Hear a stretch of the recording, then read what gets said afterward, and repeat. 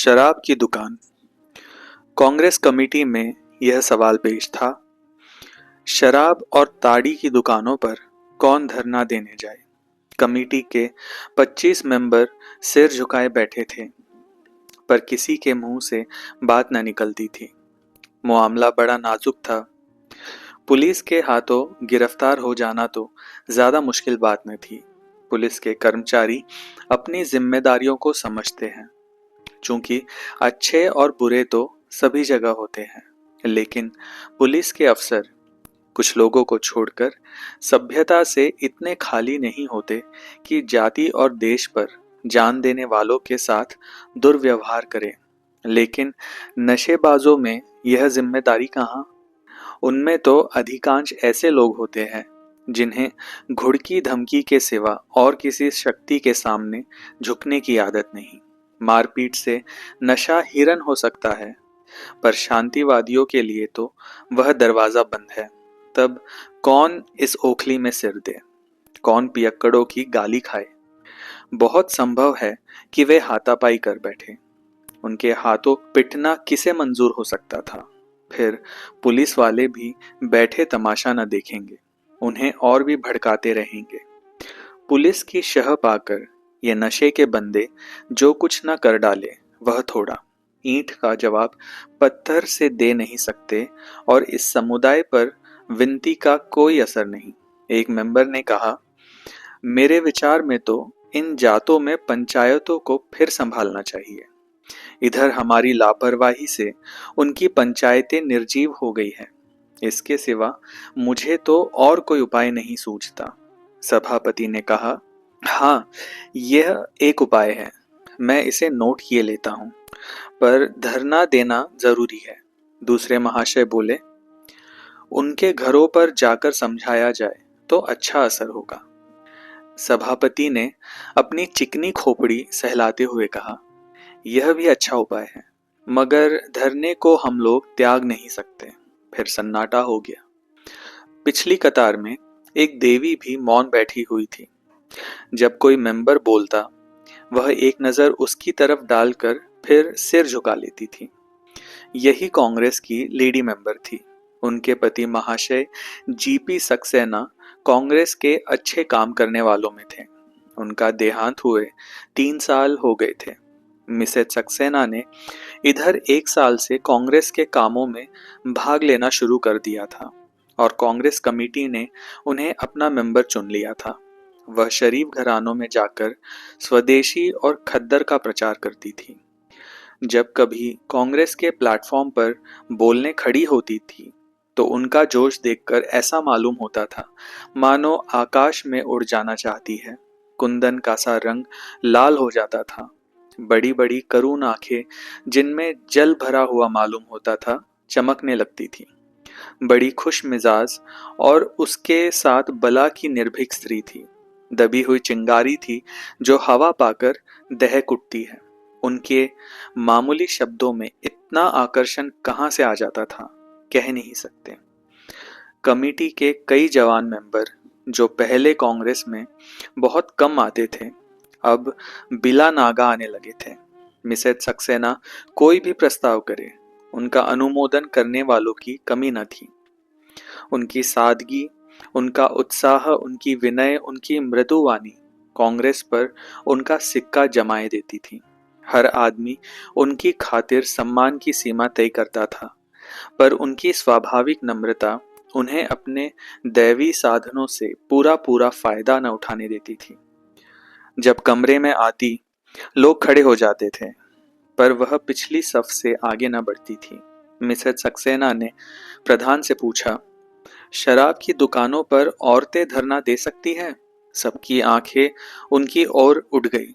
इस प्रश्न का आशय सब समझ गए। प्रधान ने कातर स्वर में कहा, महात्मा जी ने तो यह काम औरतों को ही सुपुर्द करने पर जोर दिया है, पर मिसेज सक्सेना ने उन्हें अपना वाक्य पूरा न करने दिया। बोली, तो फिर मुझे इस काम पर भेज दीजिए। लोगों ने कौतूहल की आंखों से मिसेज सक्सेना को देखा। यह सुकुमारी, जिसके कोमल अंगों में शायद हवा भी चुभती हो, गंदी गलियों में ताड़ी और शराब की दुर्गंध भरी दुकानों के सामने जाने और नशे से पागल आदमियों की कलुषित आंखों और बाहों का सामना करने को कैसे तैयार हो गई। एक महाशय ने अपने समीप के आदमी के कान में कहा, बला की निडर औरत है। उन महाशय ने जले हुए शब्दों में उत्तर दिया, हम लोगों को कांटों में घसीटना चाहती है और कुछ नहीं।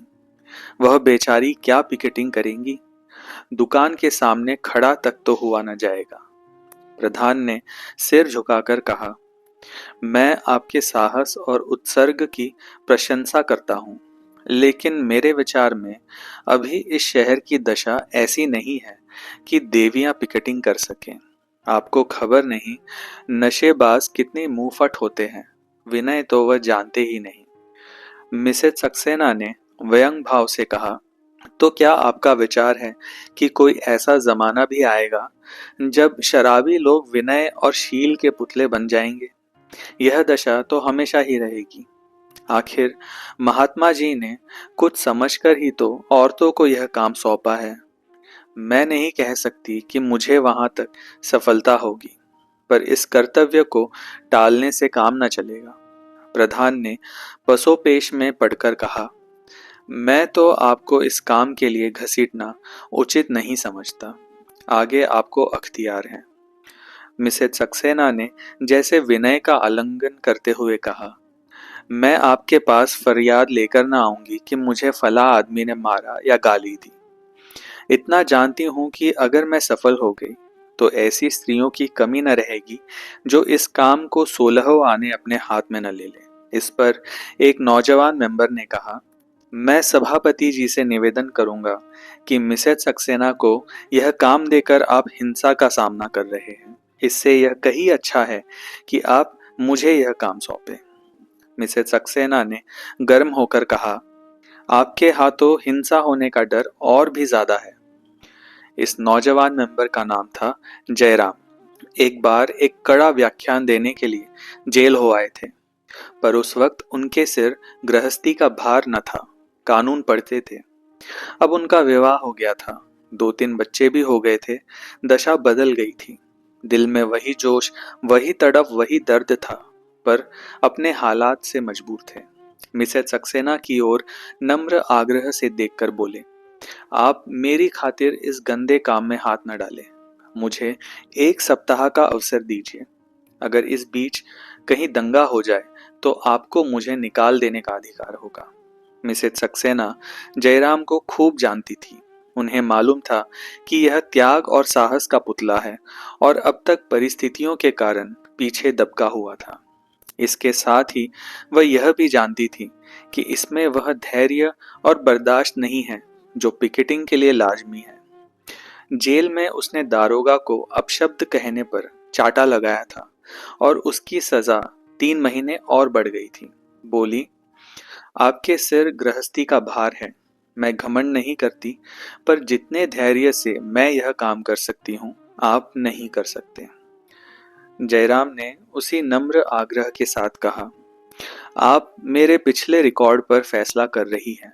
आप भूल जाती है कि आदमी की अवस्था के साथ उसकी उद्दंडता घटती जाती है। प्रधान ने कहा, मैं चाहता हूँ महाशय जयराम इस काम को अपने हाथों में लें। जयराम ने प्रसन्न होकर कहा, मैं सच्चे हृदय से आपको धन्यवाद देता हूँ। मिसेस सक्सेना ने निराश होकर कहा, महाशय जयराम, आपने मेरे साथ बड़ा अन्याय किया है और मैं इसे कभी क्षमा न करूंगी। आप लोगों ने इस बात का आज नया परिचय दे दिया कि पुरुषों के अधीन स्त्रियां अपने देश की सेवा भी नहीं कर सकती। दूसरे दिन तीसरे पहर जयराम 5 स्वयं सेवकों को लेकर बेगमगंज के शराब खाने की पिकेटिंग करने जा पहुंचा। ताड़ी और शराब दोनों की दुकानें मिली हुई थी। ठेकेदार भी एक ही था। दुकान के सामने सड़क की पटरी पर अंदर के आंगन में नशेबाजों की टोलियां विष में अमृत का आनंद लूट रही थी। कोई वहां अफलातून से कम न था। कहीं वीरता की डींग थी, कहीं अपने दान दक्षिणा के पछड़े और कहीं अपने बुद्धि कौशल का आलाप। अहंकार नशे का मुख्य रूप है। एक बूढ़ा शराबी कह रहा था, भैया जिंदगानी पर भरोसा नहीं। हाँ, कोई भरोसा नहीं। मेरी बात मान लो, जिंदगानी का कोई भरोसा नहीं। बस यही खाना खिलाना याद रह जाएगा। धन दौलत जगह जमीन सब धरी रह जाएगी। दो ताड़ी वालों में एक दूसरी बहस छड़ी हुई थी। हम तुम रियाया है भाई, हमारी मजाल है कि सरकार के सामने सिर उठा सके। अपने घर में बैठकर बादशाह को गालियां दे लो, लेकिन मैदान में आना कठिन है। कहाँ की बात भैया, सरकार तो बड़ी चीज है। लाल पगड़ी देखकर तो घर भाग जाते हो। छोटा आदमी भरपेट खा के बैठता है तो समझता है अब बादशाह हम ही हैं, लेकिन अपनी हैसियत को भूलना नहीं चाहिए। बहुत पक्की बात कहते हो खां साहब, अपनी असलियत पर डटे रहो। जो राजा है वह राजा है, जो प्रजा है वह प्रजा है। भला प्रजा कहीं राजा हो सकती है? इतने में जयराम ने आकर कहा, राम राम भाइयों, राम राम। पांच छह खद्दरदारी मनुष्य को देखकर सभी लोग उनकी ओर शंका और कौतूहल से ताकने लगे। दुकानदार ने चुपके से अपने एक नौकर के कान में कुछ कहा और नौकर दुकान से उतरकर चला गया। जयराम ने झंडे को जमीन पर खड़ा करके कहा, भाइयों, महात्मा गांधी का हुक्म है कि आप लोग ताड़ी शराब न पिए। जो रुपए आप यहाँ उड़ा देते हैं वह अगर अपने बाल बच्चों को खिलाने पिलाने में खर्च करें तो कितनी अच्छी बात हो। जरा देर के नशे के लिए आप अपने बाल बच्चों को भूखों मारते हैं, गंदे घरों में रहते हैं, महाजन की गालियां खाते हैं। सोचिए, इस रुपए से आप अपने प्यारे बच्चों को कितने आराम से रख सकते हैं। एक बूढ़े शराबी ने अपने साथी से कहा, भैया है तो बुरी चीज, घर तबाह करके छोड़ती है। मुदा इतनी उम्र पीते कट गई तो अब मरते दम क्या छोड़े। उसके साथी ने समर्थन किया, पक्की बात कहते हो चौधरी, जब इतनी उम्र पीते कट गई तो अब मरते दम क्या छोड़े। जयराम ने कहा, वाह चौधरी, यही तो उम्र है छोड़ने की। जवानी तो दीवानी होती है, उस वक्त सब कुछ मुआफ है। चौधरी ने तो कोई जवाब न दिया, लेकिन उसके साथी ने, जो काला मोटा बड़ी बड़ी मूछों वाला आदमी था, सरल आपत्ति के भाव से कहा, अगर पीना बुरा है तो अंग्रेज क्यों पीते हैं। जयराम वकील था, उससे बहस करना भीड़ के छत्ते को छेड़ना था। बोला, ये तुमने बहुत अच्छा सवाल पूछा भाई। अंग्रेजों के बाप दादा अभी 150-200 साल पहले लुटेरे थे। हमारे तुम्हारे बाप दादा ऋषि मुनि थे। लुटेरों की संतान पिए तो पीने दो, उनके पास न कोई धर्म है न नीति। लेकिन ऋषियों की संतान उनकी नकल क्यों करे। हम और तुम उन महात्माओं की संतान हैं जिन्होंने दुनिया को सिखाया, जिन्होंने दुनिया को आदमी बनाया। हम अपना धर्म छोड़ बैठे, उसी का फल है कि आज हम गुलाम हैं। लेकिन अब हमने गुलामी की जंजीरों को तोड़ने का फैसला कर लिया है। और एकाएक थानेदार और 4-5 कांस्टेबल आ खड़े हुए। थानेदार ने चौधरी से पूछा, ये लोग तुमको धमका रहे हैं। चौधरी ने खड़े होकर कहा, नहीं हुजूर, यह तो हमें समझा रहे हैं। कैसे प्रेम से समझा रहे हैं कि वाह। थानेदार ने जयराम से कहा, अगर यहाँ फिसाद हो जाए तो आप जिम्मेदार होंगे। जयराम, मैं उस वक्त तक जिम्मेदार हूँ जब तक आप न रहे। आपका मतलब है कि मैं फिसाद करने आया हूँ? मैं ये नहीं कहता, लेकिन आप आए हैं तो अंग्रेजी साम्राज्य की अतुल शक्ति का परिचय जरूर ही दीजिएगा। जनता में उत्तेजना फैलेगी, तब आप पिल पड़ेंगे और 10-20 आदमियों को मार गिराएंगे। वही सब जगह होता है और यहाँ भी होगा। सब इंस्पेक्टर ने ओंठ चबाकर कहा, मैं आपसे कहता हूँ, यहाँ से चले जाइए, वरना मुझे जाब्ते की कार्रवाई करनी पड़ेगी। जयराम ने अविचल भाव से कहा, और मैं आपसे कहता हूँ कि आप मुझे अपना काम करने दीजिए। मेरे बहुत से भाई यहाँ जमा हैं और मुझे उनसे बातचीत करने का उतना ही हक है जितना आपको। इस वक्त तक सैकड़ों दर्शक जमा हो गए थे। दरोगा ने अफसरों से पूछे बगैर और कोई कार्रवाई करना उचित न समझा। अकड़ते हुए दुकान पर गए और कुर्सी पर पांव रखकर बोले, ये लोग तो मानने वाले नहीं हैं। दुकानदार ने गिड़गिड़ा कर कहा, हुजूर मेरी तो बधिया बैठ जाएगी।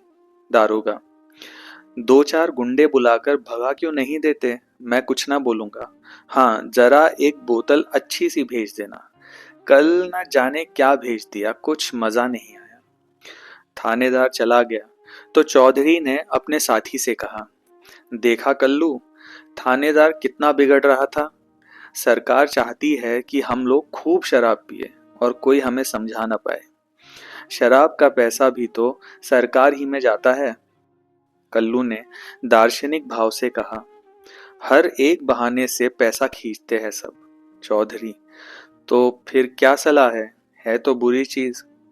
कल्लू, बहुत बुरी चीज है भैया, महात्मा जी का हुक्म है तो छोड़ ही देना चाहिए। चौधरी, अच्छा तो ये लो, आज से अगर पिए तो दोगला। ये कहते हुए चौधरी ने बोतल जमीन पर पटक दी। आधी बोतल शराब जमीन पर बहकर सूख गई। जयराम को शायद जिंदगी में इतनी खुशी न हुई थी। जोर जोर से तालियां बजाकर उछल पड़े। उसी वक्त दोनों ताड़ी पीने वालों में भी महात्मा की जय पुकारी और अपनी हांडी जमीन पर पटक दी। एक स्वयंसेवक ने लपक कर फूलों की माला ली और चारों आदमियों के गले में डाल दी। सड़क की पटरी पर कई नशेबाज बैठे इन चारों आदमियों की तरफ उस दुर्बल भक्ति से ताक रहे थे जो पुरुषार्थीन मनुष्य का लक्षण है। वहां एक भी ऐसा व्यक्ति नहीं था जो अंग्रेजों की मांस मदिरा या ताड़ी को जिंदगी के लिए अनिवार्य समझता हो और उसके बगैर जिंदगी की कल्पना भी न कर सके। सभी लोग नशे को दूषित समझते थे, केवल दुर्बलेंद्रिय होने के कारण नित्य आकर पी जाते थे। चौधरी जैसे घाघ पियक्कड़ को बोतल पटकते देखकर उनकी आंखें खुल गई। एक मरियल दाढ़ी वाले आदमी ने आकर चौधरी की पीठ ठोकी। चौधरी ने उसे पीछे ढकेल कर कहा, पीठ क्या ठोकते हो जी, जाकर अपनी बोतल पटक दो। दाढ़ी वाले ने कहा, आज और पी लेने दो चौधरी, अल्लाह जानता है कल से इधर भूल कर भी ना आऊंगा। चौधरी, जितनी बची हो उसके पैसे हमसे ले लो, घर जाकर बच्चों को मिठाई खिला देना। दाढ़ी वाले ने जाकर बोतल पटक दी और बोला, लो तुम भी क्या कहोगे, अब तो हुए खुश। चौधरी, अब तो ना पियोगे कभी। दाढ़ी वाले ने कहा, अगर तुम ना पियोगे तो मैं भी ना पीऊंगा। जिस दिन तुमने पी उसी दिन फिर शुरू कर दी। चौधरी की तत्परता ने दुराग्रह की जड़ें हिला दी। बाहर अभी 5-6 आदमी और थे। वे सचेत निर्लज्जता से बैठे हुए अभी तक पीते जाते थे। जयराम ने उनके सामने जाकर कहा, भाइयों, आपके 5 भाइयों ने अभी आपके सामने अपनी अपनी बोतल पटक दी। क्या आप उन लोगों को बाजी जीत ले जाने देंगे? एक ठिगने काले आदमी ने, जो किसी अंग्रेज का खानसामा मालूम होता था, लाल लाल आंखें निकालकर कहा, हम पीते हैं तुमसे मतलब, तुमसे भीख मांगने तो नहीं जाते। जयराम ने समझ लिया अब बाजी मार ली। गुमराह आदमी जब विवाद करने पर उतर आए तो समझ लो वह रास्ते पर आ जाएगा। चुप्पा एव वह चिकना घड़ा है जिस पर किसी बात का असर नहीं होता। जयराम ने कहा, अगर मैं अपने घर में आग लगाऊं तो उसे देखकर क्या आप मेरा हाथ ना पकड़ लेंगे? मुझे तो इसमें रत्ती भर संदेह नहीं है कि आप मेरा हाथ ही न पकड़ लेंगे, बल्कि मुझे वहां से जबरदस्ती खींच ले जाएंगे। चौधरी ने खानसामा की तरफ मुग्ध आंखों से देखा, मानो कह रहा हो, इसका तुम्हारे पास क्या जवाब है? और बोला, जमादार, अब इसी बात पर बोतल पटक दो। खानसामा ने जैसे काट खाने के लिए दांत तेज कर लिए और बोला, बोतल क्यों पटक दूं, पैसे नहीं दिए हैं? चौधरी परास्त हो गया। जयराम से बोला, इन्हें छोड़िए बाबूजी, ये लोग इस तरह मानने वाले असामी नहीं हैं। आप इनके सामने जान भी दे दे तो भी शराब न छोड़ेंगे। हाँ, पुलिस की एक घुड़की पा जाए तो फिर कभी इधर भूल कर भी ना आए। खानसामा ने चौधरी की ओर तिरस्कार के भाव से देखा, जैसे कह रहा हो, क्या तुम समझते हो कि मैं ही मनुष्य हूं, ये सब पशु है? फिर बोला, तुमसे क्या मतलब है जी, क्यों बीच में कूद पड़ते हो? मैं तो बाबूजी से बात कर रहा हूँ, तुम कौन होते हो बीच में बोलने वाले? मैं तुम्हारी तरह नहीं हूं कि बोतल पटक कर वाह वाह कराऊं, कल फिर मुंह में कालिक लगाऊं, घर पर मंगवा कर पीऊं। जब यहाँ छोड़ेंगे तो सच्चे दिल से छोड़ेंगे, फिर कोई लाख रुपए भी दे तो आंख उठाकर न देखें। जयराम, मुझे आप लोगों से ऐसी ही आशा है। चौधरी ने खानसामा की ओर कटाक्ष करके कहा, क्या समझते हो मैं कल फिर पीने आऊंगा? खानसामा ने उद्दंडता से कहा, हाँ हाँ, कहता हूं तुम आओगे और बदकर आओगे। कहो, पक्के कागज पर लिख कर दूं? चौधरी, अच्छा भाई, तुम बड़े धर्मात्मा हो, मैं पापी सही। तुम छोड़ोगे तो जिंदगी भर के लिए छोड़ोगे, मैं आज छोड़कर कल फिर पीने लगूंगा, यही सही। मेरी एक बात गांठ बांध लो, तुम उस बखत छोड़ोगे जब जिंदगी तुम्हारा साथ छोड़ देगी, इसके पहले तुम नहीं छोड़ सकते। खानसामा, तुम मेरे दिल का हाल क्या जानते हो? चौधरी, जानता हूं, तुम्हारे जैसे सैकड़ों आदमी को भुगत चुका हूं। खानसामा, तो तुमने ऐसे वैसे बेशर्मों को देखा होगा, हयादार आदमियों को न देखा होगा। यह कहते हुए उसने जाकर बोतल पटक दी और बोला, अब अगर इस दुकान पर देखना तो मुंह में कालिख लगा देना। चारों तरफ तालियां बजने लगी। मर्द ऐसे होते हैं। ठेकेदार ने दुकान के नीचे उतरकर कहा, तुम लोग अपनी अपनी दुकान पर क्यों नहीं जाते जी? मैं तो किसी की दुकान पर नहीं जाता। एक दर्शक ने कहा, खड़े हैं तो तुमसे मतलब? सड़क तुम्हारी नहीं है, तुम गरीबों को लूटे जाओ, किसी के बाल बच्चे भूखों मरे, तुम्हारा क्या बिगड़ता है? दूसरे शराबियों से, क्या यारो अभी भी पीते जाओगे? जानते हो यह किसका हुक्म है? अरे कुछ भी तो शर्म करो। जयराम ने दर्शकों से कहा, आप लोग यहाँ भीड़ न लगाए और न किसी को भला बुरा कहे। मगर दर्शकों का समूह बढ़ता जाता था। अभी तक 4-5 आदमी बेगम बैठे हुए कुल्हड़ पर कुल्हड़ चढ़ा रहे थे।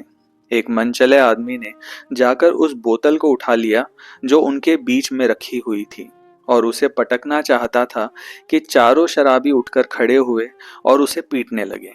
जयराम और उसके स्वयंसेवक तुरंत वहां पहुंच गए और उसे बचाने की चेष्टा करने लगे कि चारों उसे छोड़कर जयराम की तरफ लपके।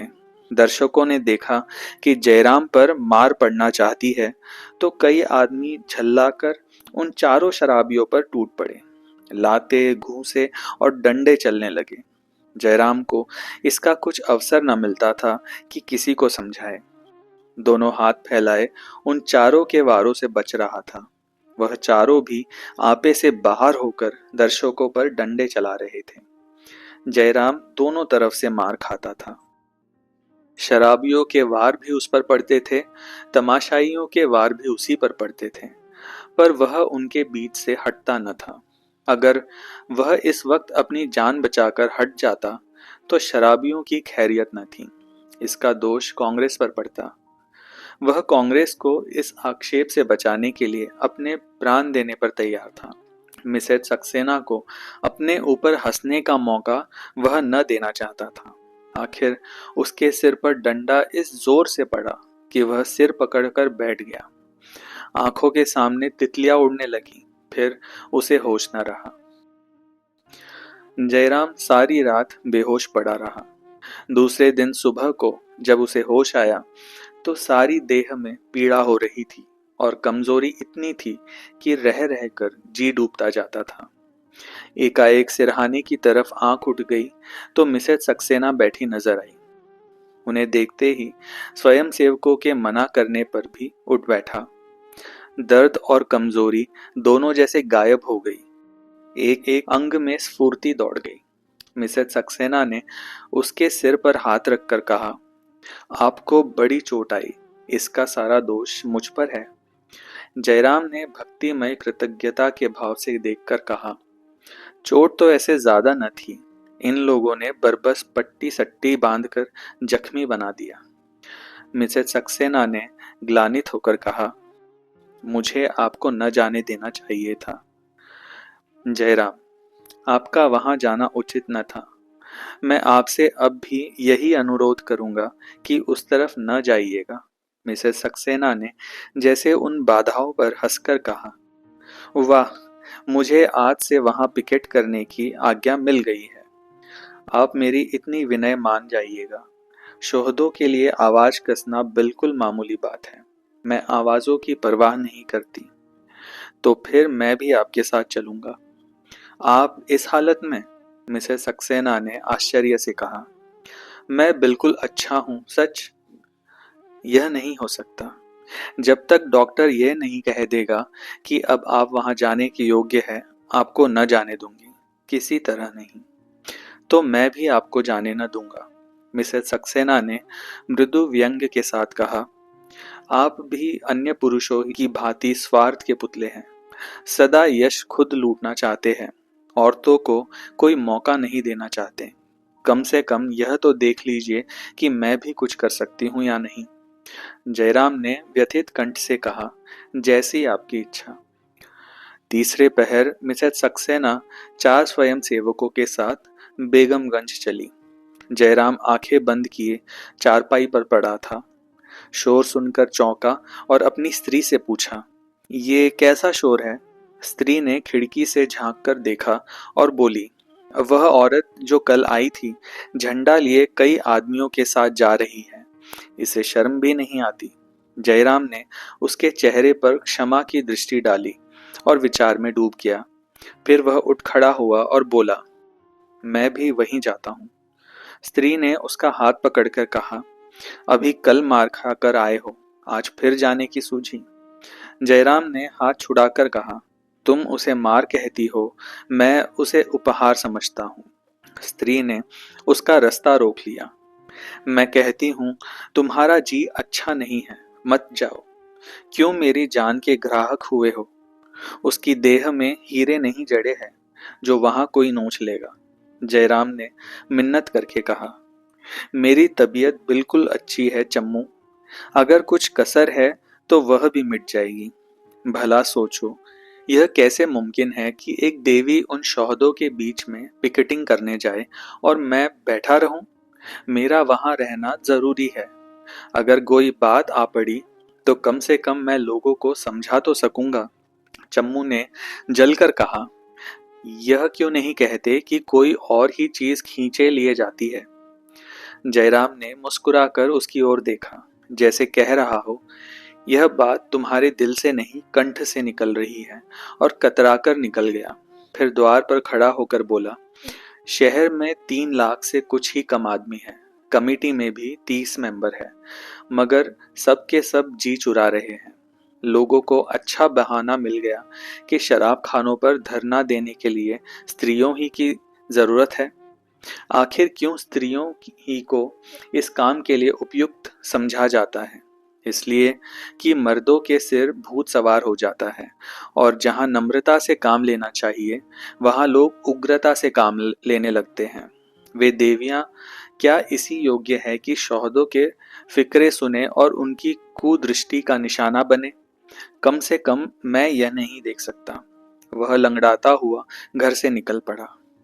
चम्मू ने फिर उसे रोकने का प्रयास नहीं किया। रास्ते में एक स्वयंसेवक मिल गया। जयराम ने उसे साथ लिया और एक तांगे पर बैठकर चला। शराब खाने से कुछ दूर इधर एक लेमनेड बर्फ की दुकान थी। उसने तांगे को छोड़ दिया और वॉलंटियर को शराब खाने भेजकर खुद उसी दुकान में जा बैठा। दुकानदार ने लेमनेड का एक गिलास उसे देते हुए कहा, बाबूजी, कल वाले चारों बदमाश आज फिर आए हुए हैं। आपने न बचाया होता तो आज शराब या ताड़ी की जगह हल्दी गुड़ पीते होते। जयराम ने गिलास लेकर कहा, तुम लोग बीच में ना कूद पड़ते तो मैंने उन सबों को ठीक कर लिया होता।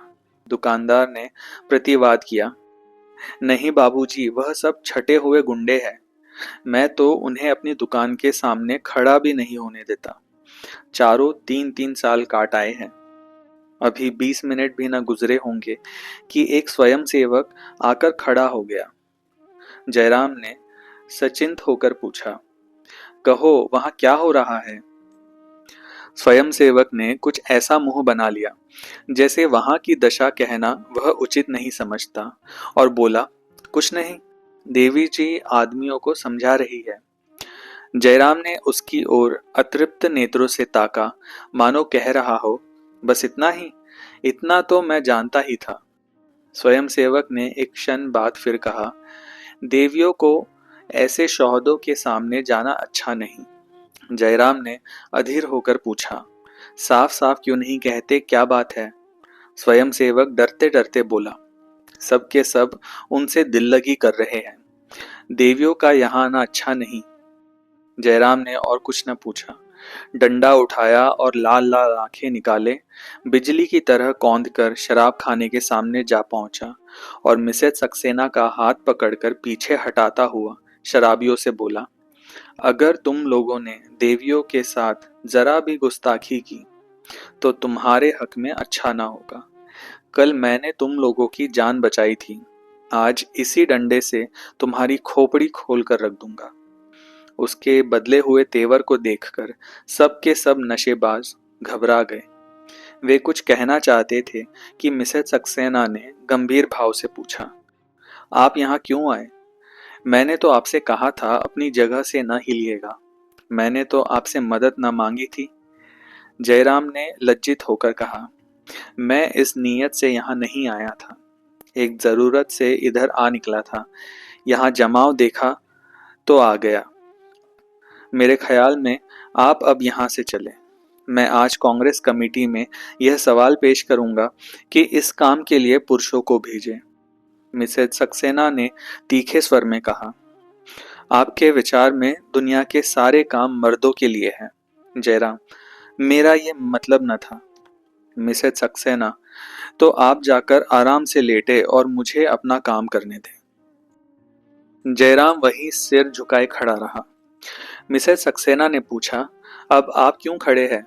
जयराम ने विनीत स्वर में कहा, मैं भी यहीं एक किनारे खड़ा रहूंगा।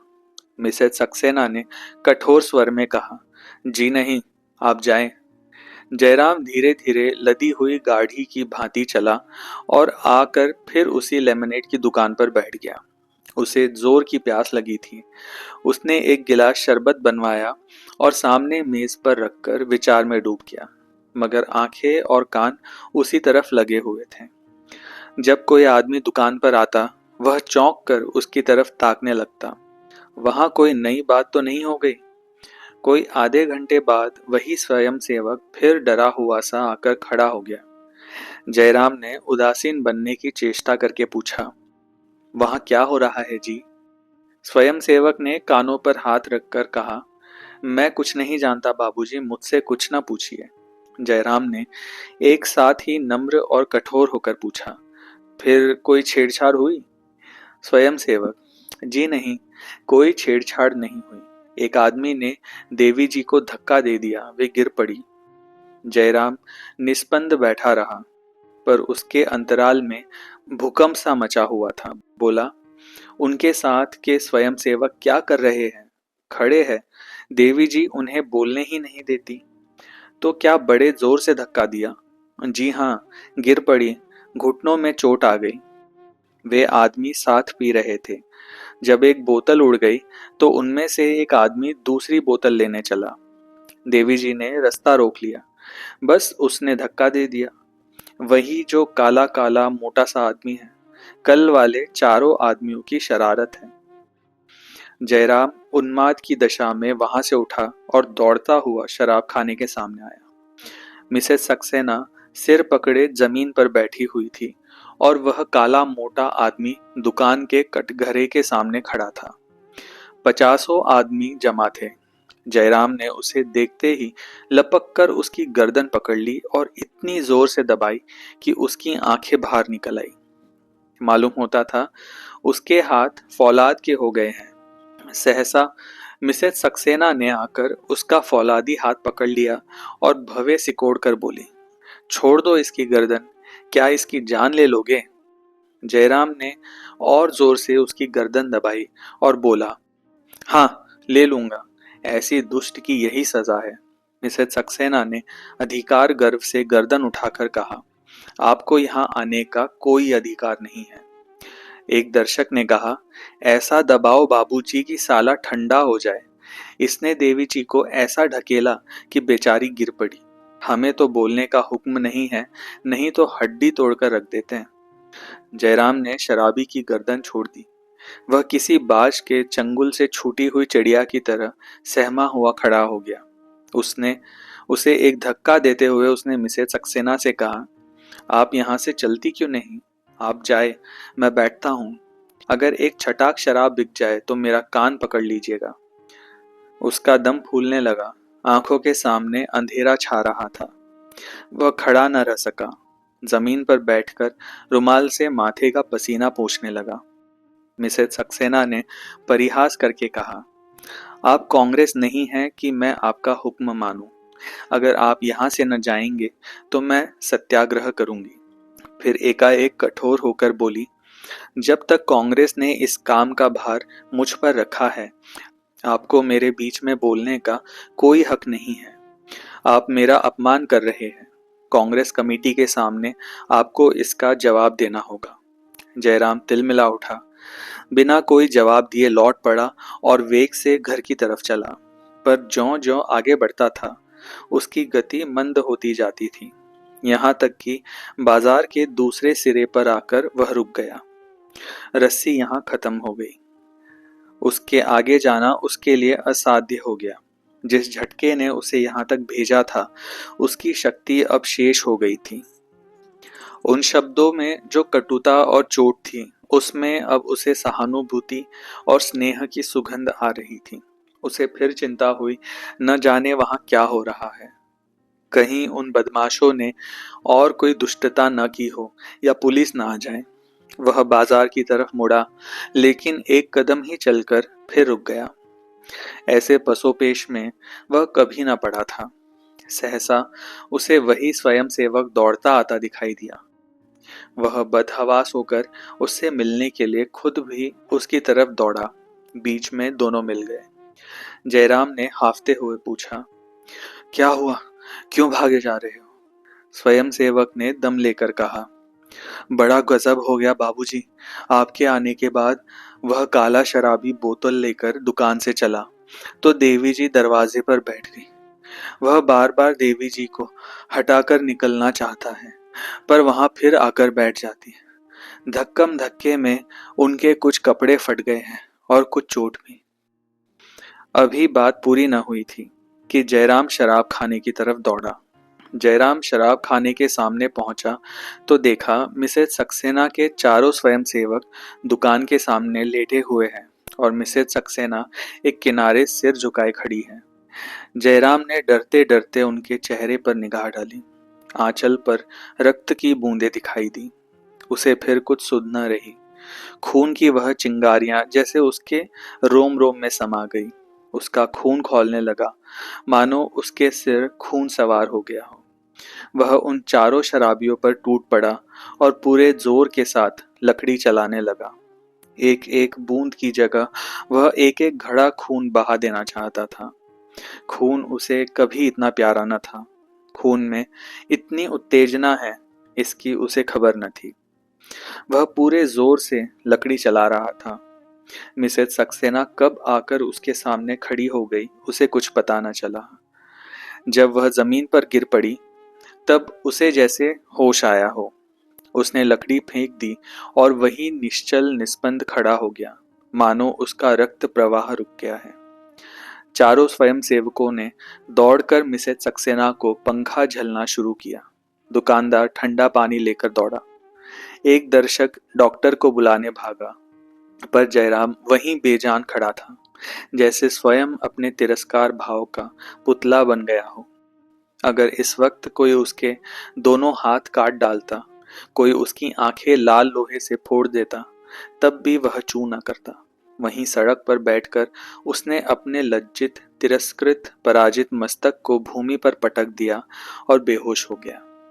उस काले मोटे शराबी ने बोतल जमीन पर पटक दी और उसके सिर पर ठंडा पानी डालने लगा। एक